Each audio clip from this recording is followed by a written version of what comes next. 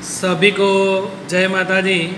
कक्षा 11 state subject में मैं गिरीश सर आप सभी स्टूडेंट्स का हार्दिक स्वागत करता हूं। आज हम चैप्टर नंबर 3 में स्वाध्याय 3.4 के आगे के सवाल देखेंगे। यहाँ पर है तो आगे के सवाल देखने के लिए पहले हम सूत्रों वाले पेज का अध्ययन करेंगे कि सूत्र में हमें लास्ट टाइम हमने मध्य का, चतुर्थक, दशांशक और शतांशक के सवाल देखे थे जब वर्ग ना दिए हो तब वाले। आज हम देखने वाले जो वर्ग हो तब, माने मध्य का वर्ग ना हो तो ये सूत्र रखेंगे। अब वर्ग हो तो क्या आएगा, तो मध्य का वर्ग हो तो मध्य का वर्ग निकालने का क्या निकालेंगे, मध्य का वर्ग। जिसमें हम n+1/2 कर देते हैं, +1 निकाल दो तो क्या बचेगा n/2, माने n/2 भी अवलोकन का मूल्य। माने जो भी वर्ग दिया वो मध्य का है तो मध्य का वर्ग निकालो, n/2 अवलोकन का मूल्य। फिर m का बड़ा सूत्र लिखो, m बराबर l plus n/2 minus CFI/FI गुणा c, जो आप 10th में भी सीख के आए। l बराबर l plus n/2 minus CFI/FI गुणा c। वैसे ही चतुर्थक का सूत्र, तो चतुर्थक का वर्ग हो तो चतुर्थक वर्ग निकालना पड़े। चतुर्थक वर्ग का सूत्र है जैसे इसमें लिखते थे Jn+1/4, 1 निकाल दो तो क्या बचेगा Jn/4, तो लिखा Jn/4 भी अवलोकन का मूल्य बराबर। ये निकालने के बाद QJ का बड़ा सूत्र रखेंगे हम, चतुर्थक है ना, तो QJ का बड़ा सूत्र रखेंगे हम। यहाँ पे n/2 था, यहाँ पे 4 आएगा, चतुर्थक को 4 से भागते हैं तो QJ = L प्लस ये बचेगा। जैसे यहाँ पे क्या था n/2 था तो यहाँ पे क्या आएगा Jn/4 है ना, तो L plus Jn/4 minus CFI/FI गुणा c। यहाँ पे भी देखो माइनस CFI/FI गुणा c, माइनस CFI/FI गुणा c तो सेम है, L भी सेम है। ये n/2 था जबकि चतुर्थक में क्या आएगा Jn/4। ठीक, वैसे दशांशक वर्ग निकालने के लिए कहे तो दशांशक वर्ग में हम निकालेंगे कि J दशांश को 10 से भागो तो J n/10 भी अवलोकन का मूल्य। वर्ग मिला, वर्ग के बाद सूत्र बढ़िया सूत्र रखेंगे DJ = L प्लस Jn/10, जो यहाँ रखा है वही माइनस CFI/FI गुणा c। ठीक, वैसे शतांशक वर्ग कहे तो शतांशक वर्ग का भी क्या सूत्र बनेगा कि शतांश को शतक है, शतक माने 100 से भागेंगे तो Jn/100 भी अवलोकन का मूल्य। वर्ग निकल गया तो PJ बड़ा सूत्र कि PJ = L plus n/100 minus CFI/FI गुणा c। अब शॉर्टकट में देखते हैं, मध्य का वर्ग हो तो n/2 से भागो, चतुर्थ का तो n/4 से भागो, दशांश का तो n/10 से भागो, शतांश का तो n/100 से भागो। इसमें तो J है ही बराबर। फिर बड़ा सूत्र सब में एक ही है कि L प्लस CFI/FI गुणा c, L प्लस CFI/FI गुणा c, L प्लस CFI/FI गुणा c और L प्लस CFI/FI गुणा c। सब में आगे का बदल गया, इसमें n/2 था तो n/2 भी माइनस करेंगे। यहाँ पे Jn/4 तो Jn/4, यहाँ Jn/10 तो वही और Jn/100 है तो वही। तो इस प्रकार आपका मध्य वर्ग हो तब ये वाले सूत्र का अध्ययन करेंगे। अभी हम देखते हैं स्वाध्याय 3.4 का सवाल नंबर 2, जो बहुत ही सरल है, अच्छा सवाल है बराबर। देखें क्या लिखा है उनमें कि एक सेल्समैन अंतिम वर्ष के विविध मात्रा की सूचना निम्नलिखित कोष्ठक में है। मध्य इस पर से मध्य का Q3 D8 P62 ज्ञात करके उसका अर्थ गणन कीजिए। ज्ञात करके तो क्या ज्ञात करना है, पहले तो मध्य का, चतुर्थक तीसरा है, दशांशक 8वां है और शतांशक 62वां है। वर्ग दिए देखो 0 से 100, 100 से 200 वर्ग दिया है तो हमारी मेथड बदल जाएगी। आज का हमारा वीडियो नंबर 36 है, स्वाध्याय 3.4 सवाल नंबर 2। तो सवाल नंबर 2 में यहाँ पे वर्ग है 0 से 100, तो लिखिए हमने 0 से 100, 100 से 200, 100 से 200, 200 से 300, 200 से 300, 300 से 400, 300 से 400, 400 से 500, 400 से 500 और 500 से 600। उसके बाद FI दी है 5, 18, 24, 5, 18, 24, 7, 5, 1, तो लिखा 7, 5, 1। अभी मध्य का जो भी ढूंढा है उसके अंदर मध्य का हो, चतुर्थक हो, दशांशक हो, शतांशक, उसमें CFI निकालते। क्या निकालते CFI कैसे निकालेंगे, तो FI वर्सेस CFI निकालेंगे। 5 की 5, 5 और 18 23, 23 और 24 47, 47 और 7 54, 54 और 5 59, 59 और 1 60, और n बराबर क्यों कितने होंगे 60। अभी हमें ढूंढना क्या है यहाँ पे, सबसे पहले मध्य का, फिर Q3 D8 और P62। सबसे पहले क्या ढूंढा है, मध्य का, तो मध्य का निकालते हैं। यहाँ वर्ग दिए हैं तो मध्य का सूत्र बदल जाएगा, वो n+1 की जगह क्या हो जाएगा n/2। पहले वर्ग निकालने का, वर्ग दिया सबका वर्ग, मध्य का वर्ग बराबर n/2 अवलोकन का मूल्य। एन कितने हमारे पास 60, तो 60 भागे 2 अवलोकन का मूल्य 60 कितने, 60 को 2 से भागो 30, CA5 में देखने पर, किसमें देखने पर, CA5 में देखो तो ये 30 आए ना, 30 CA5 में देखते कौन सा वर्ग आएगा, इसमें 30 नहीं आते, इसमें 30 नहीं आते, पर इसमें आ जाते थे, 47 में 30 आ जाएगा। तो हमारा जो वर्ग है ये वाला वर्ग बनेगा हमारा 200 से 300, 30 इसमें आ जाए, 47 में, 5 में 30 नहीं आएगा, 23 में भी 30 नहीं आएगा, पर 47 में 30 आ जाते हैं। तो हमारा वर्ग बना 200 से 300। तो हमने लिखा मध्य का वर्ग 200 से 300। बड़ा सूत्र लिखेंगे m बराबर L plus n upon two minus CFI upon FI गुणा C। m का सूत्र आप जानते हो, L plus n upon two minus CFI upon FI गुणा C। L माने अध सीमा, कीमत रखने में ध्यान देंगे खास। अध सीमा माने आगे वाली सीमा, जो मध्य का वर्ग है उसमें आगे वाली सीमा कितनी है 200, अध सीमा L माने अध सीमा 200 बराबर प्लस n अपॉन टू, तो n अपॉन टू का हमने सादु रूप कितना दिया 30, तो 30 माइनस CFI माने मध्य का जो वर्ग है हमारा उसके पूर्व के वर्ग की CFI, इसके पहले के वर्ग की CFI। तो ये वर्ग के पहले CFI कितनी दी है हमें 23, तो यहाँ लिखेंगे हम 23 अपॉन FI माने वही वर्ग की FI, वही वर्ग माने मध्य का वर्ग जो आया ना हमारा, वही वर्ग की FI कितनी है यहाँ पे 24, तो कितना रखेंगे हम 24 गुणा C वर्ग लंबाई, तो 200 से 300 कितने की वर्ग लंबाई हुई 100, तो गुणा 100। एक बार फिर से रकम देखते हैं, L माने अध सीमा 200 प्लस n अपॉन टू, तो सादु रूप कितना आया था 30 माइनस CFI माने वर्ग के मध्य का वर्ग के पूर्व की आवृत्ति, तो मध्य का वर्ग के पूर्व की CFI कितनी है 23, तो 23 अपॉन FI माने वही वर्ग की FI माने मध्य का वर्ग की FI, तो मध्य का वर्ग की FI कितनी है 24 गुणा C माना वर्ग लंबाई आप जानते हो कि 200 से 300 100 आई हुई वर्ग लंबाई। अब 200 के 200 30 में से 23 गए तो 7 अपॉन 24 गुणा 100 के 100, 7 गुणा 100 करेंगे तो 700 अपॉन 24 भाग देंगे 29.17, हमारा आंसर आएगा 229.17, ये मध्य का आंसर आएगा। अब हमें क्या ढूंढा है, तो उन्होंने कहा है Q3, तो Q3 मैंने निकालना है, वर्ग दिया है हमें यहाँ पे, तो तृतीय चतुर्थ वर्ग Q3 वर्ग निकालेंगे।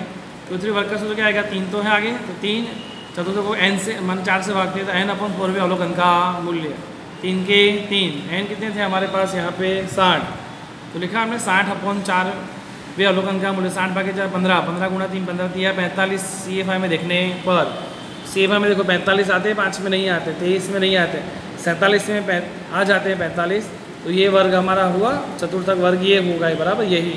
तो लिखा हमने 200 से 300 वर्ग। अब बड़ा सूत्र देखो Q3 का, जैसा अभी लिखा मध्य का वही खाली ये बदल जाएगा।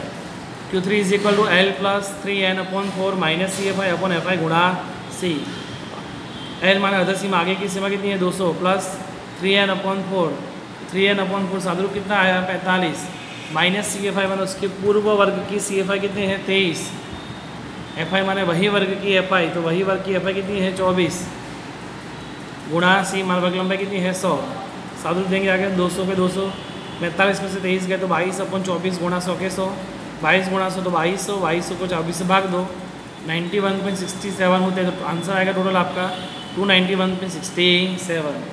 अब हमें यहाँ पे क्या ढूंढने के लिए कहा है, अब का उन्होंने D8 ज्ञात कीजिए, तो हम लिखेंगे D8 is equal to question mark D8 वर्ग निकालने का सबसे पहले 8 का 8 रखेंगे, दशांश को 10 से भागते माना n अपॉन 10 वे अवलोकन का मूल्य, 8 के 8 n कितने थे 60 भागे 10 कितने आए 6 गुणा 8 8 48 अवलोकन का मूल्य माना 48 CFI में देखने पर, तो 48 हम CFI में देखें तो 5 में 48 नहीं आते, 23 में नहीं आते, 47 में नहीं आते, पर 54 में आ जाते हैं 48, 47 में 48 नहीं आता, हमारा वर्ग बदल जाएगा, हमारा वर्ग कौन सा आएगा 300 से 400 वाला वर्ग आएगा हमारा, 300 से 400, तो हमने लिखा यहाँ पे हमारा वर्ग जो है 300 से 400। बड़ा सूत्र देखो D8 बराबर L प्लस, यहाँ पे क्या था 8n अपॉन 10 है, तो 8n upon 10 minus CFI upon FI गुणा C। L माने अध सीमा, ये वर्ग की अध सीमा कितनी है 300 प्लस 8n अपॉन 10, तो 8n अपॉन 10 कितना सादु रूप आया 48 माइनस CFI माने डिस्टेंस वर्ग के पूर्व वर्ग की आवृत्ति CFI, पूर्व वर्ग माने पहले के वर्ग के CFI, माने ये वर्ग है 300 से 400, उसके पहले के वर्ग की CFI, इससे पहला वर्ग है ये है, और उसकी CFI कितनी है 47 लेंगे हम बराबर, माइनस FI माने वही वर्ग की आवृत्ति, तो ये वर्ग निकला था 300 400, उसके बाद वही वर्ग की आवृत्ति माने FI कितनी है 7, तो यहाँ 7 आएगा गुणा 100 के 100 बराबर है। तो 48 में 47 आएंगे, कितने आएंगे 1/7 गुणा 100, 1 गुणा 100 करेंगे तो 100/7 भाग 2 14.29, आंसर आएगा 314.29। और लास्ट में उन्होंने क्या कहा है कि P62 ज्ञात कीजिए। तो अगर P62 ज्ञात करना है तो P62 का वर्ग मिलेगा, माने 62 P परसेंटेज को 100 से भागते माने n/100 भी अवलोकन का मूल्य 60 तो 62 n टोटल n 60 थे, 60 भागे 100 0.6 का गुणा करो तो 37.2 CFI में देखने पर, तो 37.2 हम CFI में देखेंगे तो 37.2 47 में आ जाते तो हमारा वापिस यही वर्ग आएगा 200 से 300। तो हमने लिखा 200 से 300। P62 का बड़ा सूत्र रखेंगे L प्लस यहाँ पे क्या था 62n/100 माइनस CFI/FI गुणा C। तो L माना आधी सीमा, आगे वाली सीमा कितनी है 200 प्लस 62n/100 कितना आया आंसर साधु दिया उसके 37.2 माइनस CFI माना उसके पूर्व वर्ग की CFI, पूर्व माने पहले वर्ग की CFI कितनी है 23 रखेंगे हम। अब FI माने वही वर्ग की आवृत्ति, तो वही वर्ग की आवृत्ति कितनी दी हमें यहाँ पे 24 भागे 24 गुणा 100, 37.2 में से 23 घटा तो 14.2 अपन 24 गुणा 100, 14.2 गुणा 100 करेंगे 1420 अपन 24 भाग दिया तो 59.17, टोटल करेंगे तो क्या आएगा 259.17 P62 बराबर है। इस प्रकार हमारे सवाल और सूत्र मैंने कंप्लीट करवाए। अभी आपको आज का जो होमवर्क है उसको देने के पहले मैं कुछ समझाना चाहूँगा आपको कि होमवर्क के अंदर जो अब आप सवाल सॉल्व कर रहे हो तो यहाँ पे हमारे पास में सेक्शन ई में जो होमवर्क देने वाला उसमें ऐसा है कि क्वेश्चन नंबर 3 जो है उसमें कहा है उन्होंने क्या ज्ञात करना है, यहाँ पे Q1 और D4 ज्ञात करना है। यहाँ दिया 25 से 29, 30 से 34, ऐसा वर्ग है ना हमारे 25 से 29, 30 से 34, फिर है 35 से 39। जब ऐसे हो तो ये अनिवार्य आवृत्ति वितरण हुआ, माने 25 से 30 नहीं है और 30 से 34, 35 नहीं है, 35 से 40 ऐसा नहीं है, पर एक संख्या कम है यहाँ पे, ये अनिवार्य आवृत्ति वितरण हुआ। तो 25 से 29 तो फिर एक बढ़कर 30 से 34 फिर 35 से 39 ऐसा हो तो जब हम अध सीमा L लेते हैं तो उसमें आगे वाले वर्ग में 0.5 घटा देने का।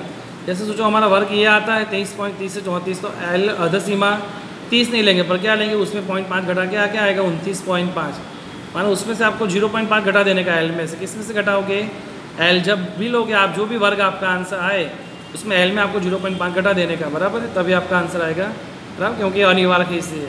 बाकी ये निवारक हुआ 0 से 100, 100 से 200, 200 से 300, इसमें हमारा जैसे ये वर्ग आया तो 200 से 300 तो L यहाँ 200 के 200 ले लो। पर ये अगर अनिवारक होता जैसे 0 से 199 होता, 100 से 200 होते बराबर, जैसे कि कैसा होता ऐसा होता 0 से 199 फिर 200 से 299 ऐसा होता, तो ये वर्ग अलग आया तो इसमें 0.5 घटाना पड़ता मुझे, तो यहाँ 0.5 घटा था बराबर है। ठीक वैसे आपको ये इसमें आपको 0.5 घटाने हैं। ठीक है, आज का आपका पूरा होमवर्क इस प्रकार से है। उदाहरण 22, उदाहरण 28, उदाहरण 22 और उदाहरण 28, स्वाध्याय 3.4 का दूसरा और पांचवा, सेक्शन ई का फर्स्ट, थर्ड, फिफ्थ और एट्थ, सेक्शन एफ का फर्स्ट एंड फोर्थ। एक बार वापस से होमवर्क, आज का होमवर्क